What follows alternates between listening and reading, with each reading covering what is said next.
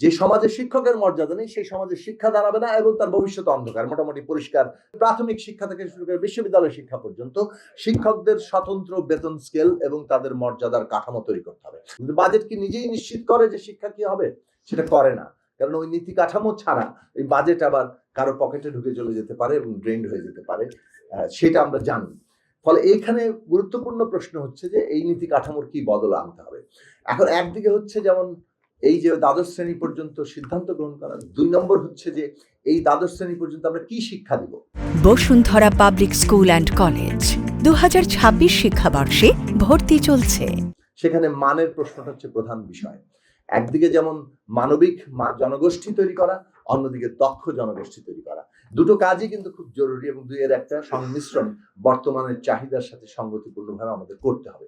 এখন মান তৈরি করতে গেলে আমাদের যেটা একটু আগে উঠেছে যে প্রধান গুরুত্বপূর্ণ প্রশ্ন হচ্ছে যে যারা শিক্ষা দেবেন সেই শিক্ষকের কথা।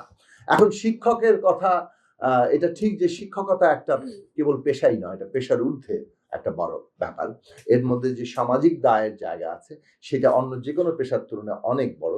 এবং আমরা আমাদের শিশুদেরকে যে শিক্ষকের হাতে দিচ্ছি তার মানে কারিগর হিসাবে, তার গড়ে ওঠা হিসেবে, সেই জায়গাটা মানে পেশার চাইতে অনেক বড় জায়গা হিসেবে হাজির হয়।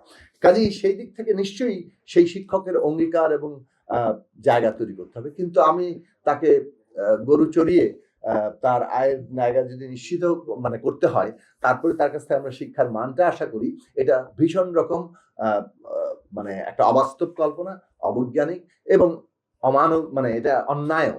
কাজেই আমাদের মনে হয় যে শিক্ষকদের মর্যাদা এবং তাদের যে আয়, অর্থাৎ তাদের বেতন, তাদের সমস্ত সুযোগ সুবিধা, এই প্রশ্নটা অত্যন্ত গুরুত্বপূর্ণ প্রশ্ন।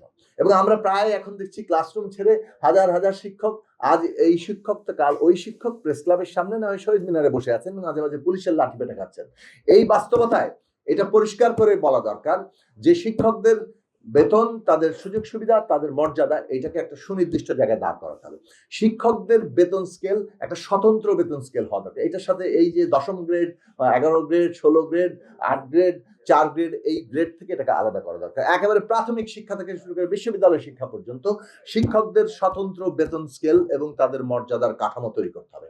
কেননা এটা অন্য পেশার সাথে যদি আমরা মিলিয়ে দেখি তাহলে এটা ওই প্রতিযোগিতার মধ্যে এটা ফেলা যাবে না। এখানে সমাজের যে গুরুত্বের জায়গাটা, ভবিষ্যৎ প্রজন্মকে গড়ে তোলার যে তার দায়িত্বের জায়গা, সেইটা তাকে সেই সম্মানে ভূষিত করতে হবে।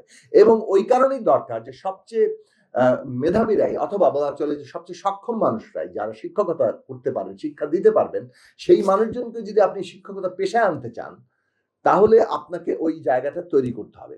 যে সমাজে শিক্ষকের মর্যাদা নেই সেই সমাজে শিক্ষা দাঁড়াবে না এবং তার ভবিষ্যৎ অন্ধকার। মোটামুটি পরিষ্কার একটা মানে কি বলে সরলীকৃত সিদ্ধান্তটা আনা যায়।